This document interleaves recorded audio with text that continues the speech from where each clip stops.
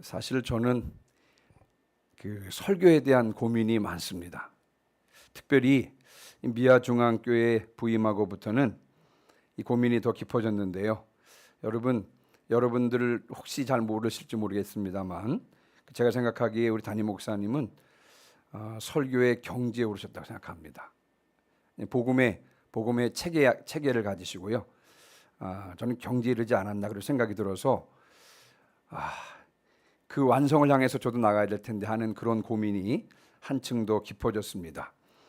이런 고민은 이제 목회를 시작하면서부터 우리 교육 전도사 때부터 시작되었던 고민인데 아직까지도 이 설교에 대한 고민이 여전히 부담으로 다가오고 있습니다. 결코 익숙해지지 않는 그런 경험입니다. 저는 오늘 이 시간 설교에 대한 고민을 조금 더 구체적으로 이제 말씀을 드려보면서 설교를 시작하고자 합니다.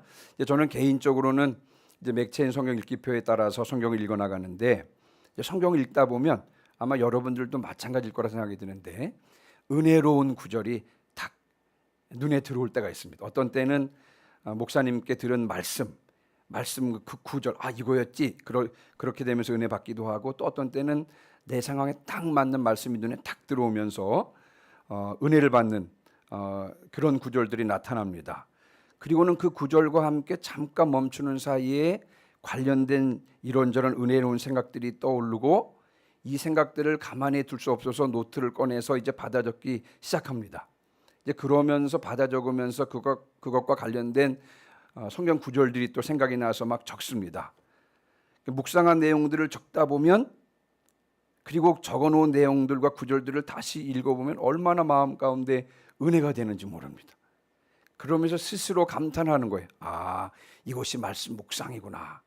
스스로 감탄하면서 혼자 은혜를 받습니다. 성경을 읽고 묵상하면서 혼자 은혜를 받고 있는 것입니다. 어느 정도 정리가 되면 이 본문 가지고 한번 내가 받은 은혜를 성도들과 함께 나누면 좋겠다. 그런 생각이 자연스럽게 들겠죠. 그렇죠. 그래서 이 본문을 가지고 설교를 하려고 작정을 합니다. 그러나 막상 그 은혜 받은 구절과 그 묵상한 내용을 가지고 설교를 준비하려고 하면요, 여러분 여기부터 이제 문제가 생깁니다. 왜냐하면요, 혼자 읽고 묵상할 때는 은혜롭고 좋았는데 여러분 그것을 근거로 해서 설교 원고를 적어 나가려고 하면 묵상 때 받았던 그 은혜는 온데간데 없이 사라지고요, 설교 원고를 작성하기 위해서 또 다른 고민과 묵상들을 해야 되는 것입니다. 그 과정이 여러분 쉽지 않습니다. 그러면서 설교를 준비할 때마다 이런 생각이 들어요. 꼭 이런 과정을 거쳐야 하나? 처음 받았던 은혜대로 이대로 설교하면 좋을 텐데 처음 받았던 은혜만으로는 안 되나? 또 다른 은혜가 필요하단 말이야? 이런 고민을 하면서 어렵게 설교 원고를 작성을 합니다. 이런 과정을 거치고 나면 여러분 기진해집니다. 그래서 설교하기 전에 은혜가 충만해져서요, 그 충만한 은혜를 성도들에게 쏟아 부어야 하는데 여러분 그렇지 못하니 설교를 앞두고는 다운될 때도 있습니다. 항상 그런 게 아니고요, 설교를 앞두고 아주 긴장하고 다운될 때가 있습니다. 사실 이런 고민이 제게 있었습니다. 여전히 이런 고민이 제게 있습니다. 그런데 지난주에 기도하다가 문득 이런 생각이 들었어요. 어떤 생각이 들었냐면 이 과정, 처음 받은 은혜를 가지고 성도들에게 은혜를 끼치려고 하다가 또 고민하면서 작성하게 되는 이 과정, 처음 은혜만 가지고는 안 되나? 또 다른 은혜가 필요하나? 라고 생각하는 이 과정이야말로 바로 해산의 수고를 하는 과정이구나, 그런 생각을 하게 되었습니다. 임신한 어머니가, 여러분 임신한 사실이 아무리 기쁘다 할지라도 곧바로 출산할 수 있어요, 없어요? 여러분 오늘 임신을 해가지고 내일 아이를 낳을 수 있습니까, 없습니까? 없습니다. 아이를 출산할 때까지 입덧도 하고요, 몸이 무거워서 불편해 보기도 하고, 혹시 태아가 잘못되지는 않았을까 이런 걱정을 하면서 10달을 견뎌야 합니다. 그리고 나서야 몸을 찢는 아픔을 겪으면서 새 생명을 얻게 되는 것입니다. 새 생명을 얻기 위해서 이런 해산의 수고를 기꺼이 감수하는 것입니다. 저는 개인적으로 묵상하면서 묵상하면서 받은 은혜는 태아라고 한다면 이 태아가 태어나기 위해서는 해산의 수고를 감수해야 되는데 그것이 바로 설교를 준비하는 과정에서 겪는 또 다른 고민과 묵상이구나, 그런 생각을 하게 되었습니다. 이 과정을 거쳐야 비로소 새 생명, 즉 성도들에게 부어질 은혜가 주어진다는 것을 새삼 깨닫게 되었습니다. 그래서 임산부가 그런 것처럼요, 설교를 준비하면서 이 해산의 수고를 기쁜 마음으로 감수하기로 다시 한번 결단했습니다. 이럴 때 한번 아멘 해야 되는데 여러분 다른 사람 이야기라고 아멘을 안 해주시네요. 자, 저는 그러면서 설교자가 감수해야 될 해산의 수고가 있구나, 그런 것을 깨달아 알면서 성도들이 감수해야 될 또 다른 해산의 수고가 있다는 사실을 알게 되었습니다. 그래서 여러분들과 저가 또 감당해야 될 해산의 수고에 대한 말씀을 드리면서 오늘 은혜를 나누고자 합니다. 여러분, 말씀의 열매를 얻기 위해서는요, 반드시 해산의 수고가 필요한 것입니다. 설교자뿐만 아니라 여러분들도 마찬가지입니다. 개인적으로 말씀을 읽고 묵상하다가 마음에 와닿는 말씀들이 있어요. 개인적으로 집에서 성경을 읽고 묵상하다가 마음에 와닿는 구절들도 있고, 또 예배 설교를 듣는 중에 마음에 감동을 주는 말씀들이 있습니다. 여러분, 이것은요, 말씀의 씨앗이 여러분의 마음에 뿌려지는 것입니다. 아이를 낳는 것에 비유하면 임신이 된 것입니다. 임신이 된 것이에요. 씨가 심령 가운데 떨어진 것입니다. 자, 그렇다고 해서 마음에 뿌려진 씨앗을 곧바로 먹을 수 있습니까? 없습니까? 여러분, 곧바로 먹을 수는 없는 것입니다. 임신한 태아를 곧바로 출산할 수 없는 것과 마찬가지예요. 막 떨어진 그 씨앗을요, 여러분 지금 당장 먹을 수가 없는 것입니다. 무엇을 감당해야 돼요? 해산의 수고를 감당해야 되는 것입니다. 마태복음 13장의 씨 뿌리는 자의 비유를 보면요, 말씀으로 말미암아 환난이나 박해가 일어날 때가 있다는 것입니다. 마음에 말씀의 씨앗이 떨어져서 그 말씀대로 살기로 결단을 합니다. 그리고 그 말씀에 순종하여 살아갑니다. 그러나 반드시 말씀으로 말미암아 환난이나 박해가 옵니다. 그 말씀대로 순종하여 살면 손해 볼 수 있고요. 그 말씀대로 순종하여 살면 업신여김을 받을 수가 있고, 그 말씀대로 순종하여 살면 매우 피곤해질 수도 있고 갈등할 수도 있는 그런 상황들이 실제로 말씀에 순종하여 살기로 결단한 여러분들에게 찾아오는 것입니다. 자, 제가 예를 한번 들어보겠습니다. 말씀을 읽는 중에 올해는 주일을 한번 성수해야 되겠다. 1년이 몇 주예요? 1년이 365일이고 52주잖아요. 올해는 52주 성수해야 되겠다. 무슨 일이 있어도 내가 본교회에서 주일을 성수해 지켜야 되겠다, 이렇게 결단을 합니다. 그래서 여러분 가게 문을 닫습니다. 자, 그런데 시간이 지날수록 이게 주일날 문 닫으면 엄청 손해인데, 사람들이 주일날 많이 오는데, 손님들이 주일날 많은데 주일에 문을 닫으면 얼마나 피해가 클까. 여러분, 주일을 성수하면서 자꾸 이런 생각이 드는 것입니다. 내가 계속해서 주일에 가게 문을 닫으면서 과연 버틸 수 있을까? 이런 고민하는 마음을 가지고 주일 성수하면 주님께서 기뻐하실까? 하나님께서는 온전한 마음을 받으신다는데 이런 고민을 하면서 주일 성수하는 거 기뻐하시지 않을 거야. 그래야 되겠다. 생각이 복잡해지면서 어떻게 해요? 다시 가게 문을 열고요, 주님, 제가 주일 성수는 좀 더 마음이 준비되면 하겠습니다. 이런 다음 기회로 미루게 되는 것입니다. 여러분, 이런 상황들에 직면할 때 손해를 감수하고라도 말씀대로 순종하여 나가는 것이 해산의 수고를 하는 것입니다. 이런 해산의 수고를 감당할 때 10달이 지나면 생명이 태어나듯이요, 그 말씀이 30배, 60배, 100배의 결실이 있게 되는 것입니다. 여러분, 말씀의 열매를 맺기 위해서는요, 마땅히 또 다른 해산의 수고가 필요한 것입니다. 이 해산의 수고를 감당하지 못한다면 여러분, 말씀의 열매를 먹을 수 없다는 사실을 분명히 기억하시기를 주님의 이름으로 축원합니다. 자, 그리고 오늘 제가 말씀드리고 싶은 것인데 한번 따라해 보시기 바랍니다. 영혼의 결실을 얻기 위해서는 반드시 해산의 수고가 필요합니다. 아멘. 이제 우리 오늘 읽은 본문으로 한번 가보겠습니다. 여러분, 우리가 감당해야 될 또 다른 해산의 수고가 있는데 뭐냐면, 영혼을 구원해서 제자 삼기 위해서는요 반드시 해산의 수고가 필요한 것입니다. 제가 오늘 이제 이 본문을 이해하기 위해서는 약간의 살짝 배경 설명이 좀 필요한데, 여러분이 갈라디아서는요 사도 바울이 갈라디아 지역에 있는 교회들에게 쓴 편지입니다. 갈라디아 지역은 어디냐면 여러분 지금 터키의 중부 지역이 갈라디아 지역입니다. 그런데 이 갈라디아서를 다룰 때는 약간의 좀 어려움이 있습니다. 뭐냐면 학자들마다 조금 의견이 달라요. 과연 이 갈라디아서를 언제 썼느냐? 사도 바울이 1차 전도 여행을 끝냈을 때 썼느냐? 아니면 2차 전도 여행 중에 썼느냐? 사실 이 문제를 가지고 학자들이 좀 왈가왈부합니다. 근데 이제 저는 개인적으로는요 2차 전도 여행 중에, 사도 바울이 2차 전도 여행 중에 고린도에서 쓴 편지가 갈라디아서다라고 하는 것을 전제로 해서 여러분께 좀 설명을 좀 드리려고 합니다. 여러분, 바울의 2차 전도 여행하면 사도 바울의 2차 전도 여행 때 유럽 선교의 문이 열린 것 여러분 기억하시죠? 일단 2차 전도 여행 딱 그러면 유럽 선교의 문이 열렸지 이렇게 생각하시면 됩니다. 이제 바울이 2차 전도 여행을 출발할 때 1차 전도 여행 때 같이 갔던 바나바와 결별을 합니다. 바나바와 결별을 하고 실라라고 하는 사람을 데리고 1차 전도 여행 때 다녔던 지역, 거기가 바로 갈라디아 지역이거든요.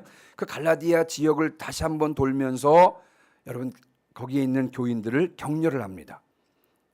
이때까지만 해도 바울이 1차 전도 여행 때 개척했던 그 갈라디아 교회들은요 안정적으로 부흥하고 있는 그런 시기였습니다.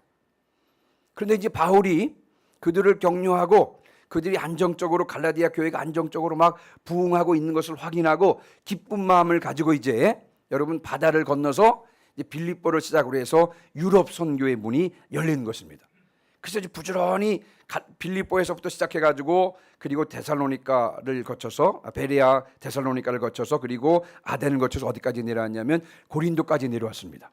그 고린도에서 막 교회를 개척하고 있는 그런 상황, 하나님께서 말씀하시고 꿈에서 말씀하시고 두려워하지 말고 담대히 말씀을 전하라고 하는 그런 말씀을 가지고 이제 고린도 교회를 개척할 그쯤 바울이 집중하여 고린도에서 복음을 전하면서 이 고린도 교회를 개척할 즈음에 여러분 나쁜 소식이 전해져 왔습니다. 어떤 소식이냐면요, 갈라디아 교회가 배신했다고 하는 그런 나쁜 소식이 전해져 온 것입니다. 몇 달 전까지만 해도 지금 고린도 오기 전에 갈라디아 교회 거기를 지나왔잖아요. 그렇죠? 그것을 지나면서 그 사람들을 격려하고 막 안정되고 교회가 부흥되는 모습을 보면서 기쁜 마음을 가지고 유럽 선교에 들어왔는데, 근데 여러분 얼마 지나지 않아서 갈라디아 교회가 배신했다고 하는 그런 나쁜 소식을 사도 바울이 듣게 되는 것입니다. 여러분, 바울의 마음이 얼마나 참담했을까요? 이때의 심정이 갈라디아서에 고스란히 담겨져 있습니다. 갈라디아서 1장 6절로 7절 말씀해 보시면요, 그리스도의 은혜로 너희를 부르시느를 이같이 속히 떠나 다른 복음을 따르는 것을 내가 이상하게 여기노라.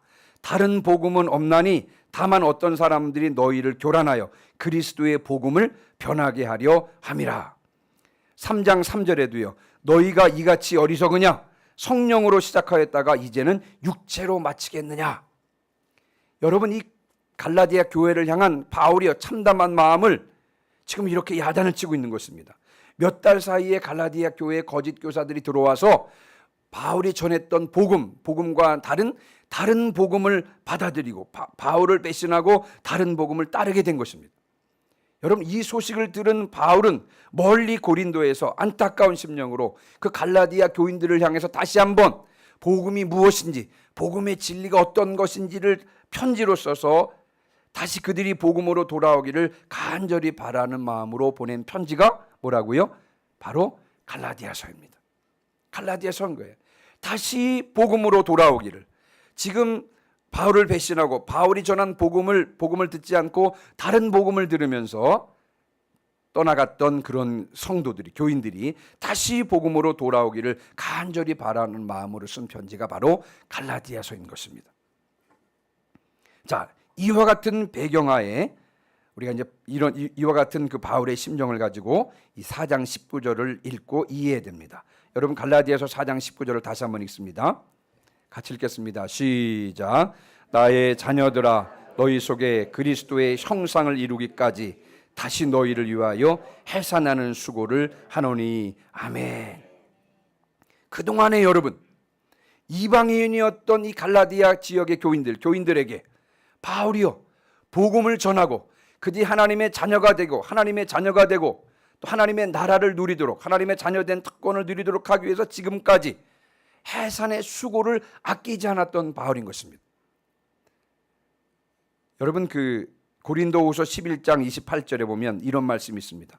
여러분 바울은 늘 주님의 몸된 교회와 성도들에 대해서 염려하는 마음이 있었는데요. 고린도후서 11장 28절 아직도 날마다 내 속에 눌리는 것이 있으니 곧 모든 교회를 위하여 염려하는 것이라. 누가 약하면 내가 약하지 아니하며 누가 실족하지 않으면 내가 애타지 아니하더냐.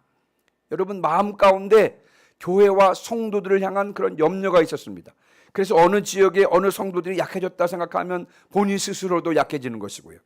어느 교회 어느 지역 어느 교회 성도들이 약해졌다 그런 소식을 들으면요, 누가 실족했다는 소식을 들으면 바울이 마음 가운데 애타했습니다. 그래서 어떻게 하면 그들 가운데 그리스도의 형상이 이루어지기까지 어떻게 하면 그들을 다시 세울 수 있을까? 그런 이 해산의 수고를 지금까지 해왔던 것입니다. 갈라디아 교회와 갈라디아 교인들을 향한 해산의 수고를 아끼지 않았던 바울인데 그런 성도들이 다시 복음에서 떨어져서 바울을 배신하고 다시 복음에서부터 멀어지는 그런 모습을 바라보면서 바울이 고백하는 것입니다. 너희 속에 그리스도의 형상을 이루기까지 다시 너희를 위하여 해산하는 수고를 하겠다라고 하는 것이 이 바울의 애타는 마음인 것입니다.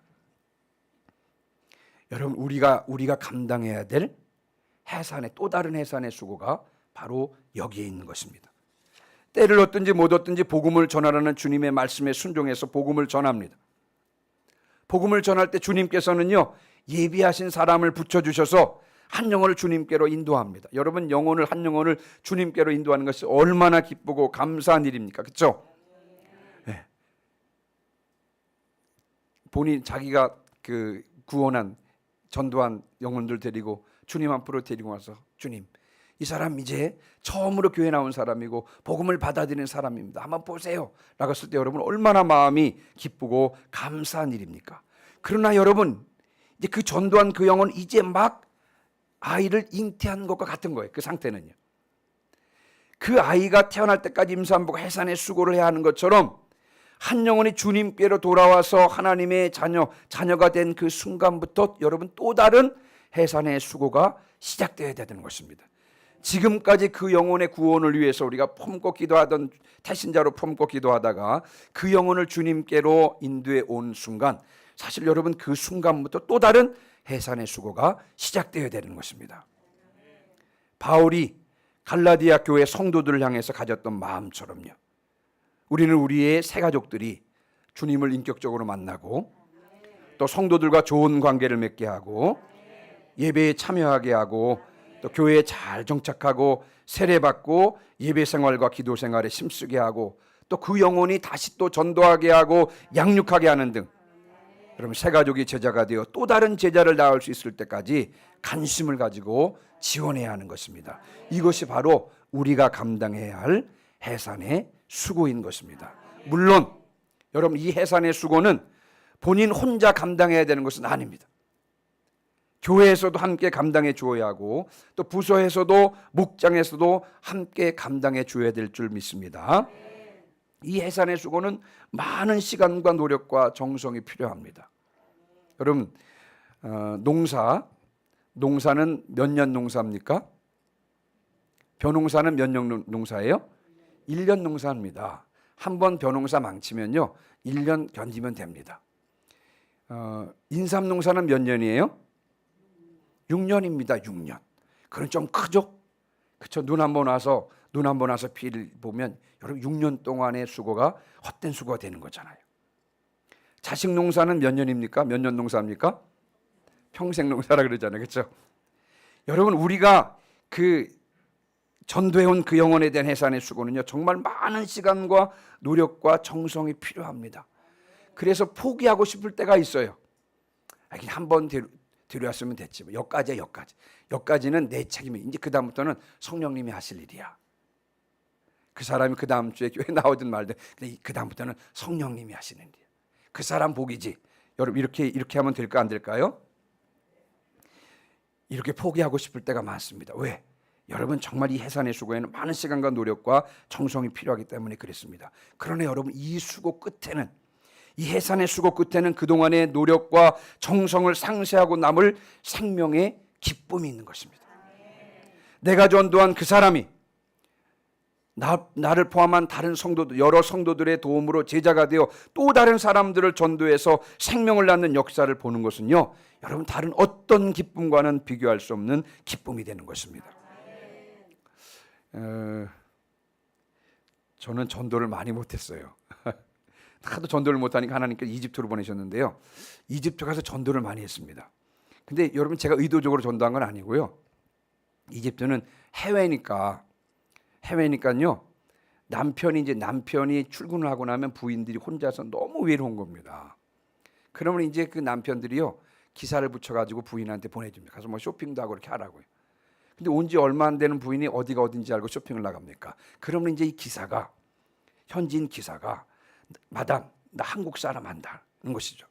그럼 이 사람이 그럼 거기 데려다 줘라. 그럼 이 사람이 어디로 데리고 오냐면요, 교회 사택으로 데려다 주는 것입니다. 그럼 오는 거예요. 그러면 저희가 이제 오면 된장찌개 끓여가지고 이렇게 먹여주면서 지금까지 있었던 얘기도 하고, 장보러도 같이 가기도 하고, 그다음에 까르푸 같은 데 가가지고 소금은 뭘 사고 뭐 식초는 어떤 걸 사고 자꾸 이렇게 알려주면서 친해지잖아요. 그럼 자연스럽게 전도가 되는 것입니다. 그럼 그 사람은 외로워서라도 교회에 나오게 되는 것입니다. 그래서 이제 전도를 그때 이렇게 조금 했는데, 제가 특별히 기억에 남는 그 친구가 하나가 있는데, 고향교회 후배입니다. 신권선 권사라고요. 착하게 생겼는데 그렇게 교회를 안 나와.